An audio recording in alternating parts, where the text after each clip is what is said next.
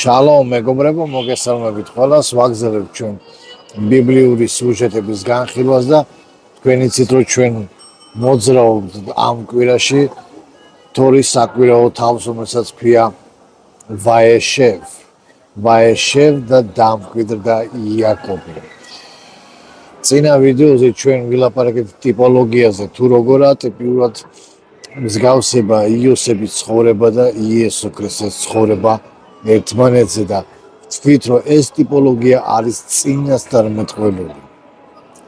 ანუ ეს სიუჟეტები, რომელიც იოსებს გადახვდა, მსგავსი რაღაცა გადახვდება იესო ქრისტესაც. შინაარსობრივად ვამბობ, რა თქმა უნდა, მე ვგულისხმობ აქ, მაგრამ დღეს მინდა ვისაუბრო კიდევ ერთ მნიშვნელოვან მომენტზე, რომელიც მე გითხარით თქვენ, რომ აქ არის იუდას ისტორია მოყოლილი, იუდას ამბავი, რომელიც არის მოყოლილი ამ თორის საკვირაო თაო ვაეშევში და თითქოს ერთი შეხედვით ჩანს, რომ ეს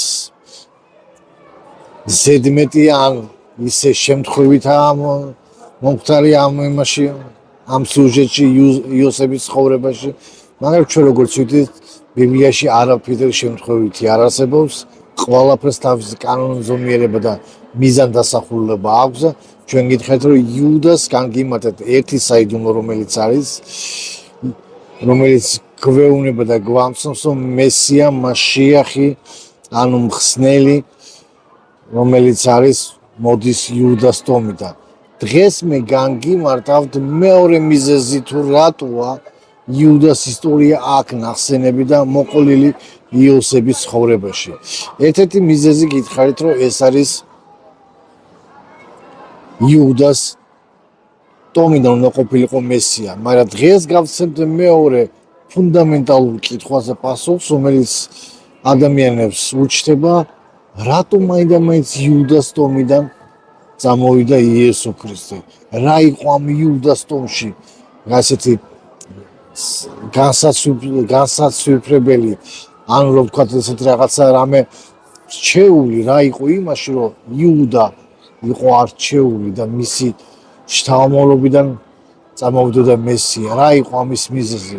თუ ჩვენ წავიკითხავთ იუდას ისტორიას, იუდა ერთი ჩვეულებრივი ცოდვილი ადამიანი იყო და მე იმიტომ მიყვარს ბიბლია, რომ ბიბლია არ მალავს ადამიანების ცხოვრებას, ის არ ალამაზებს. ის არ გამოყავს ადამიანები თითქოს ღრუბლებში დაცურავდნენ და ისეთი წმინდანები იყო, რომ მათ ვერ მიცდება. ამას ბიბლია არასდროს არ ასწავლის, განსხვავებით, რომ ვთქვათ, საეკლესიო წმინდა გადმოცემებიდან, რომელზეც გვასწავლის უშეცდომო წმინდა მამების ცხოვრებას. შევთანხმდით, რომ ბიბლია გვასწავლის ყველაფერს და გვამცნობს ყველაფერს დაუფარავად ყველაფერს, თუ ადამიანები როგორი იყო. საინტერესო ისაა და რაც არ უნდა პარადოქსული უნდა იყოს ჩვენ სამყაროში, ჩვენ წარმოგვიდგენია ადამიანები, რომლებიც ღმერთის საქმეს აკეთებენ და ღმერთისათვის რჩეულები იყვნენ, ამ რჩეული ღმერთის საქმესაც ჩვენ გონია, რომ ეს ხალხი იყვნენ რაღაც უნაკლოები, რაღაც ისეთი გმირები, რომ უშეცდომოები იყო და ამიტომაც ისინი იყვნენ ღმერთისათვის მოსატონი და რჩეული, მაგრამ სინამდვილეში ჩემო კარგებო, ღმერთის უნიკალური წყალობა იმაში მდგომარეობს, უღირსი ადამიანები იქნა ამორჩეული თავისი დიდი საქმეებისათვის. ეს მოტივაციათ ვინმეს თუ ფიქრობთ, რომ ძალიან ცოდვილი ხარ და თქვენ ღმერთი არ გელაპარაკებათ, მათთვის აზუსად, ღმერთი სწორედ თქვენ გელაპარაკებათ და თქვენ გეუბნებათ, რომ ყოველთვის სანამ ცოცხალი ხართ, გაქვთ შანსი მიუბრუნდეთ ღმერთს, დაუბრუნდეთ ღმერთს. მონანიება ხო ეს ღმერთთან დაბრუნებაა. შუვა ებრაული სიტყვა ეს არ ნიშნავს მარტო მოტრიალებას 180 გრადუსით, არამედ შუვა ეს არის მიზანმისახული მოbrunება. მე უკან ბრუნდები, რათა ღმერთს დაუბრუნდე.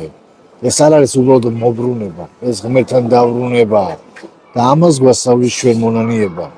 მაშასე დაუბრუნდეთ იუდას ისტორიას.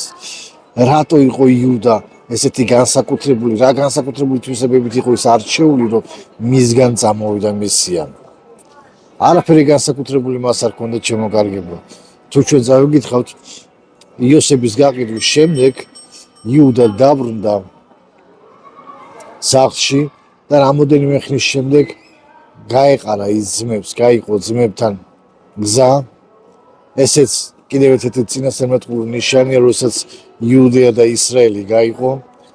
ესეც ტიპოლოგიური სურათია, რომელსაც ჩვენ ვხედავთ, რომელიც მომავალში მოხდება, მაგრამ ამაზე სხვა დროს ვისაუბროთ. მაგრამ მე მინდა ის დაგანახოთ ის მომენტი იუდას გარდატეხა სად ხდება მისი მონანიება.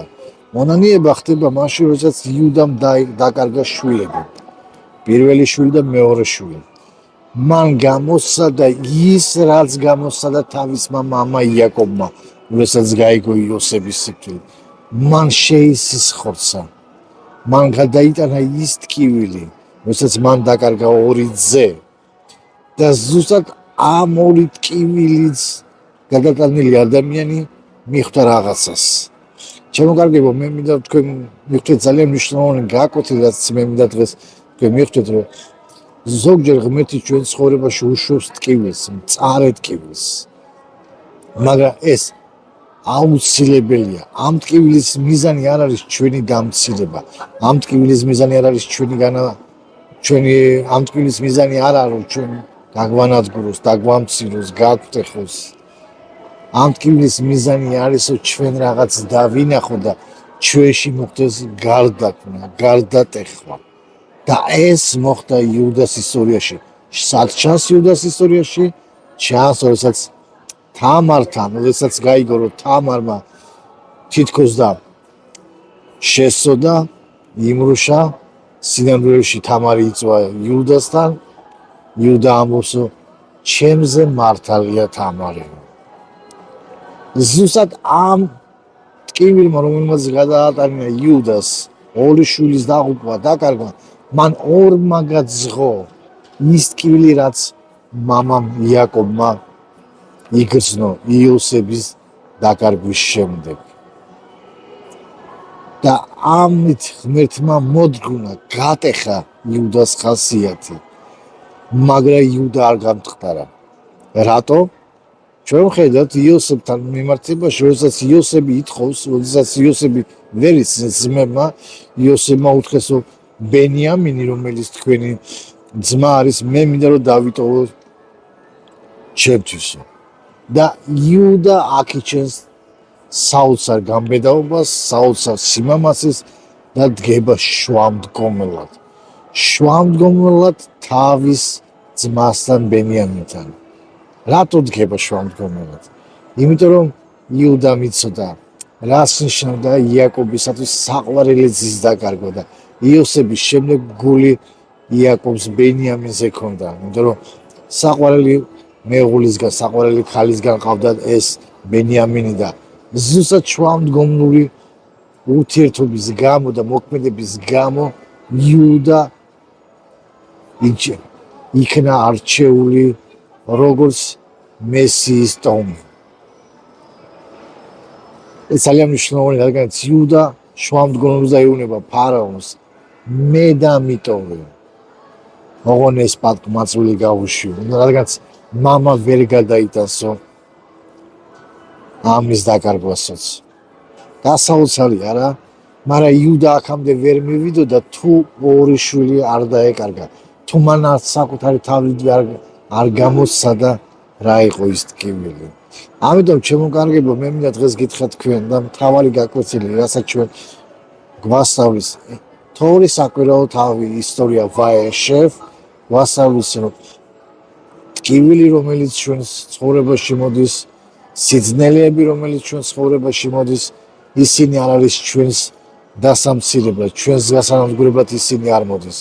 ისინი მოდის რათა რაღაცა გვასწავლოს და ის რაც ზედმეტია მოგვაშოროს. იუდას ჰქონდა ზედმეტობა, ის იყო მზაკვარი იყო, მას ჰქონდა შურიანობა იოსების მიმართ, თავის ძმასთან მიმართ, მაგრამ როდესაც იუდამ გამოსცადა უკვე ყველაფერი თუ რაოდენ დიდი ტკივილი მიაყენეს თავისი ქმედებით, თავისი შულიანობის გამო, თავის საკუთარ მამას და მან გამოსცადა ეს თავისი საკუთარი ორი ძის დაკარგვით, მან მიხვდა ამ ყველაფერს. ამიტომაც ამ გამბედაობის, ამ სიმწრისგან გამოვლა აღარ უნდა რომ მამამის გამოევლო ეს.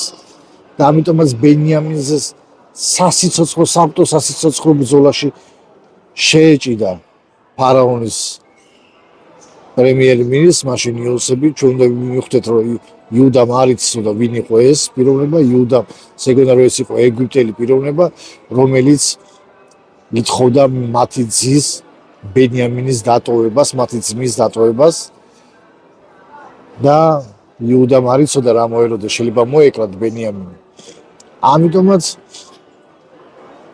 იუდა ცდილობს თავისივე სიცოცხლის ფასად შეეპასუხოს მაშინდელ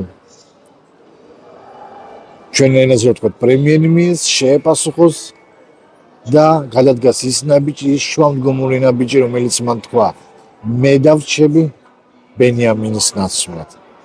და ზუსტად ეს შუამდგომური პრინციპი, ამიტომ იქნა იუდა არჩეული ღმერთისათვის, რომ მოწამოსულიყო მესია. ამიტომაც იაკობმა აკურთხა ის როგორც პირმშო მთელი ებრაული ტომი 12 ტომისა. პირმშო, ანუ ის კურთხევა, ის აღთქმა, რომელიც იაკობს ჰქონდა, რომელიც ისხაკს ჰქონდა, რომელიც აბრაამს ჰქონდა, ეს პირმშოობის კურთხევა გადავიდა იუდაზე. იუდას შუამდგომლობის გამო. მან იშუამდგომლა თავისი ძმისათვის, ბენიამინის გამო. და ბენიამინი რას ნიშნავს, იცით? ბენიამინი ნიშნავს ჩემი მარჯვე, ჩემი ძე, ჩემს მარჯვნივ. ფაქტიურად იესო ქრისტემ როდესაც ჩვენ გამოგისხდით და ვინც ჩვენ მივიღეთ მისი მსხვერპლი, ჩვენ დავსვით მის მარჯვნივ, მის ძის გვერდს მარჯვნივ. ამიტომაც ეს სიმბოლურია, მან იშუამდგომლა იმ ხალხისათვის, ვინც მიიღებს იესო ქრისტეს და ვინც იწოდება ბენიამინად. ძე მამის მარჯვნივ შტომი. გასაოცარია რა. ამიტომ ეს ჩვენი თორის საკვირაო თავი, ეს არის ძალიან ღრმა თავი, ძალიან ბევრი მაგალითები შეიძლება თქვა. მე გელაპარაკეთ ტიპოლოგიაზე, დღეს მინდა ეს მომენტი მეთქვა კიდევ თქვენთვის, რატო იყო, რატო არის იუდას ისტორია აქ მოთხრობილი იოსების ამბავში და გითხარით მეორე მიზეზი, რომ ეს მეორე მიზეზი და ყველაზე ფუნდამენტალური კითხვა, რომელიც ჩვენ დღეს გავეცით პასუხი, ეს არის თუ რატო იყო არჩეული იუდა. იუდა იყო არჩეული თავისი შუამდგომლობის გამო, მაგრამ ამ შუამდგომლობამდე მისვლამდე მან გაიარა ძალიან რთული გზა. მონანიების რთული გზა, რომელიც მას მოუწია ეღიარება და მისი მონანიება ჩანს, როდესაც თამართან მიმართებაში თქვა, ჩემზე მართალია თამარი. იუდას სიამაყე საერთოდ გამქრალია, როდესაც ამას ამბობს. ესაა გასაოცარი უფლის გზა, რომ უფალი იყენებს იმ უვარგის ხალხს, იმ ორპირ ხალხს, იმ ცუდ ხალხს, რომლისგანაც ჩვენ ხელს ჩავიქნევთ, თქვა, ამისგან არაფერი არ გამოვა, მაგრამ ღმერთის სახარების უნიკალურობა ამაშია, რომ სახარება ესეთ ხალხს ეხება, ესეთ ხალხს შლის. ის იცვლის ნარკომანეს, იცვლის ლოთებს, იცვლის მრუშებს, იცვლის კვლელებს. სახარების ზალა ამაშია. ამაშია ჩემო კარგებო სახარების ზალა. მაშასე ეს არის ბოლოს წინა ვიდეო ამ წელიწადში, კიდევ ერთ ვიდეო გვექნება ჩვენ, რომელსაც ჩვენ ჩავწერთ ალბათ შობამდე, ან ვცდილობთ რომ შობამდე ჩავაწიოთ, ვილაპარაკებთ ქრისტეს შობაზე, მაგრამ იქ ცოტა სხვა კურსში ვილაპარაკებ იმ დეტალებზე, რომელიც აქამდე არ ველაპარაკია. და ჩემი თხოვნა ილოცოთ, ჩვენზე ილოცოთ ჩვენ არხზე. მე დავაკვირდები ახალ წლამდე როგორ იქნება, თუ სიტუაცია აღარ შეიცვლება, მაშინ ახალი წლის მერე აღარ გვექნება ჩვენი ვიდეოები და მე არ ვიცი მართლა რა იქნება. ამიტომ ილოცეთ ჩვენზე, ვისაც ფინანსურად გინდათ გვერდში დაგვიდექით. კი ბატონო, ამ ვიდეოს ქვემოთ კომენტარებში, პირველ კომენტარებში არის ჩვენი საბანკო რეკვიზიტები მითითებული, ასევე თუ საზღვარგარეთ ცხოვრობთ, შეგიძლიათ საზღვარგარეთთან PayPal ანგარიში გამოიყენოთ. PayPal-ზე ძალიან ადვილია ეგ ყველაფერი, ბანკში მისვლაც არ გჭირდებათ რომ რამე გააკეთოთ. ასე რომ მადლობას გიხდით ყველაფრისათვის, მადლობას გიხდით რომ 5 წელი რაც ვარსებობთ ამ ვიდეოს ჩვენ წერთ, თქვენ ისმენთ. ამ 5 წლის მანძილზე ჩავწერეთ დაახლოებით 552 ვიდეო, თუ არ ვცდებით, თუ სწორად მახსოვს. და ნუ მქონდა რო ვიწყებდით საერთოდ ერთი ტელეფონი მქონდა. არც კამერა მქონდა, არც მიკროფონი. ახლა მიკროფონებიც გვაქვს, კამერაც გვაქვს, მაგრამ ის მთავარი მიკროფონი არა გვაქვს, რომელიც ჩვენ გვინდოდა სამწუხაროდ ვერ მოგროვდა ამაზე თანხა. მე მესმის ხალხს არ აქვს ფული და ვერავის ვერ მომთხოვ ამაზე. კიდევ ბევრი საინტერესო გეგმები მქონდა, მაგრამ სამწუხაროდ არ გამოგვივიდა. ნუ ჯერჯერობით არ გამოგვივიდა და ამ ეტაპზე უბრალოდ კიდევ ნაცარი არ ვაყაროთ და ერთ ადგილზე ავტკეპნოთ და ჩვენი ძალები შეიძლება უფრო სხვა რამეში მოვსინჯოთ. ნახოთ როგორ იქნება იყოს გამჩენის ნება, როგორც ებრაელები ამბობთ ბიზრატ აშემ, იყოს უფლის ნება. მაშასე გვიყურეთ, ილოცეთ ჩვენზე, უმეტის შეწემით კიდევ ერთხელ ვამბობ, გაგრძელება იქნება.